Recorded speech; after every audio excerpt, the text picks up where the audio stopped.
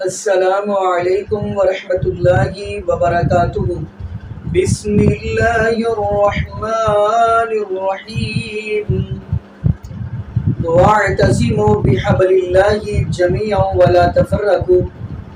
جی ناظرین، آج ہم جس حوالے سے گفتگو کرنے جا رہے ہیں وہ یہ ہے کہ مسلک بریلویت۔ ناظرین، جیسا کہ آپ کو اس بات کا علم ہوگا کہ ڈاکٹر طاہر القادری حافظہ اللہ تعالیٰ نے بھی مسلک بریلویت کا انکار کیا تھا، کہتے تھے یہ کوئی مسلک نہیں ہے۔ ایسے ہی ایک اور ان کا علماء ہے، یعنی ایک اور مولانا صاحب ہیں، غلام رسول غالباً قادری ہے یا قاسمی ہے، ان کا بھی یہ کہنا ہے کہ یہ بریلویت کوئی مسلک نہیں ہے، ان کے پاس سوائے جھوٹی احادیث کے اور کچھ بھی نہیں ہے، یہ اپنی طرف سے حدیثیں گڑ کے سناتے ہیں۔ تو آئیے ناظرین، ہم انہی کی زبانی میں ویڈیو دیکھتے ہیں، پھر انشاءاللہ ناظرین اسی والا سے ہم بھی گفتگو کریں گے۔ تو آئیے ناظرین مل کے ویڈیو شام ایک حدیث سنی ہوگی کہ یہ کیلا حضرت اویس کرنے کے لیے اترا تھا۔ یہ ہماری عورتوں کو بھی پتا ہے اس حدیث کا، یہ کوئی حدیث نہیں ہے۔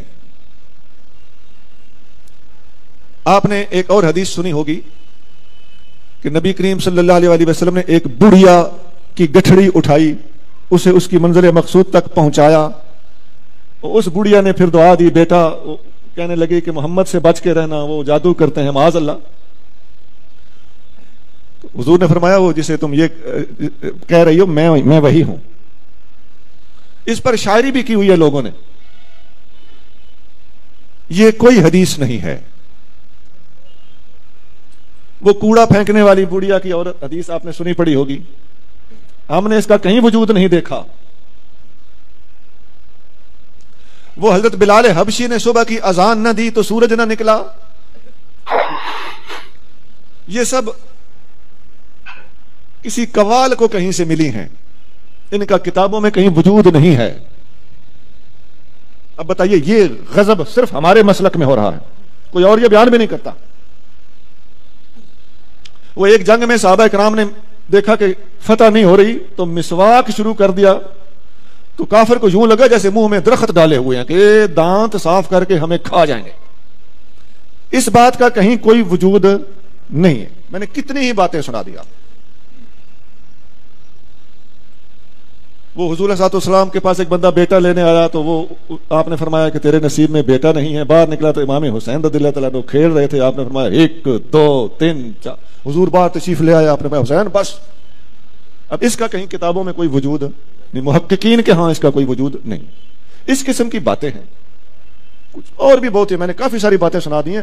ایسی ایسی حدیثیں ہمارے ہاں، ہمارے اہل سنت کے حلقوں میں، خاص طور سے عوامی حلقوں میں اور خواتین میں، اور خاص طور سے یہ جو ہم الحمدللہ معجزات کرامات کے سب سے زیادہ چونکہ ماننے والے ہم ہی ہیں، ہماری اس محبت عقیدت اور صحیح العقیدگی سے ناجائز فائدہ اٹھاتے ہوئے لوگوں نے اس قسم کی باتیں بھی ہمارے اندر داخل کر دی۔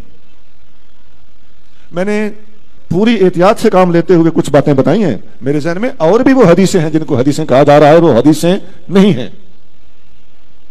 اور ایسا ہے کہ اگر آپ ان کو کسی خاص طور سے کسی سٹیج پہ بیان ہو رہی ہو تو عوام کا کیا قصور؟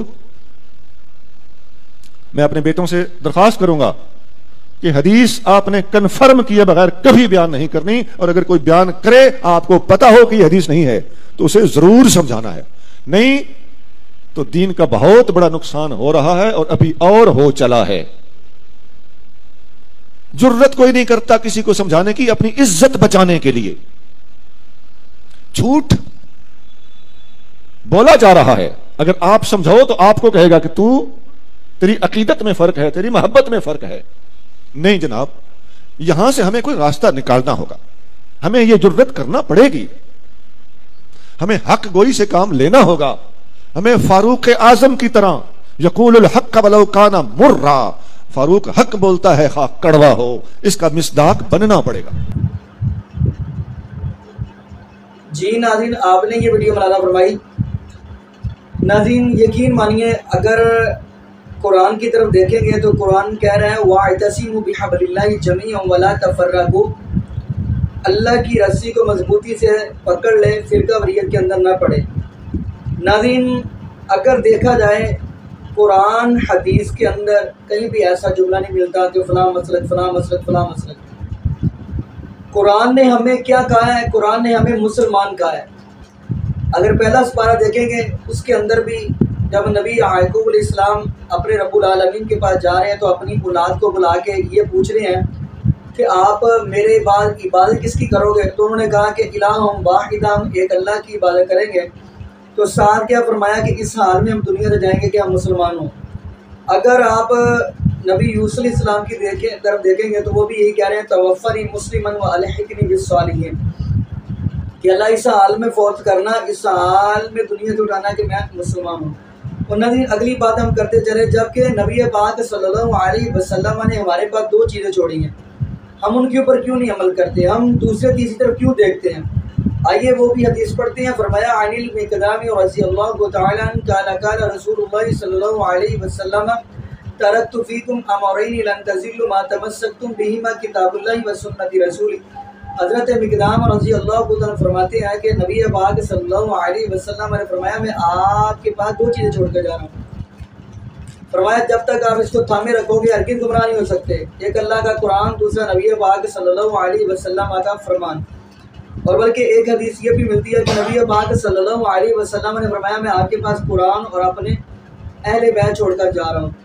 تو نبی جب ہمارے پاس یہ دو چیزیں ہم بھی تیسری طرف کیوں دیکھتے ہیں؟ جبکہ دین مکمل ہوا ہے تو نبی پاک صلی اللہ علیہ وسلم کے اوپر ہوا ہے۔ تو آئیے قرآن اس بات کی بھی تصدیق کر رہا ہے۔ فرمایا الیوم اکملت لکم دینکم واتممت علیکم نعمتی ورضیت لکم الاسلام دینا۔ یہاں پہ اللہ رب العالمین یہی تو اپنے محبوب علیہ السلام سے فرما رہے ہیں کہ آج کے دن ہم نے آپ کے اوپر دین اسلام کو مکمل کر دیا اور آپ کے لیے پسند کیا تو دین اسلام ہی کیا، اور آپ کے اوپر اپنی تمام نعمتوں کا اتمام کر دیا، یعنی مکمل کر دی ہیں، پسند کیا آپ کے لیے دین اسلام ہی کیا۔ خیر اب ناظرین حیرانگی والی بات یہ اگر آگے چلیں ہم تو جامع ترمذی کی حدیث ہے، وہاں پہ نبی پاک صلی اللہ علیہ وسلم کے صحابہ بیٹھے ہوئے ہیں، تو نبی پاک صلی اللہ علیہ وسلم سے یہی تو بات سوال ہو رہا ہے کہ ناجی فرقہ کون ہے؟ تو نبی پاک صلی اللہ علیہ وسلم نے فرمایا کہ بنی اسرائیل کے فرقے 72 یعنی 72 بن گئے، میری امت کے 73 بن جائیں گے یعنی 73 بن جائیں گے، کلہم فی النار، سارے کے سارے جہنمی ہوں گے، لیکن ایک کامیاب ہوگا گروہ، ایک طبقہ الا ملت واحدہ، ایک طبقہ کون سا؟ ما انا علیہ واصحابی۔ فرمایا جو بندہ نبی پاک صلی اللہ علیہ وسلم کے طریقے پر ہوگا اور نبی پاک صلی اللہ علیہ وسلم کے صحابہ پر طریقے پر ہوگا وہی کامیاب ہوگا۔ باقی ناظرین دعا کرے اللہ پاک ہمیں 5 وقت کا پکا اور سچا نمازی بنا دے، اور اللہ پاک ہمیں نبی پاک صلی اللہ علیہ وسلم کی شریعت کے مطابق زندگی گزارنے کی توفیق دے، اور جتنے بھی بے اولاد جوڑے ہیں اللہ پاک سب کو نیک نوینہ صحت تندرستی والی ایمان والی لمبی زندگی والی اولاد عطا فرما دے۔ جزاکم اللہ خیرا، احسن جزا۔ السلام علیکم ورحمۃ اللہ وبرکاتہ۔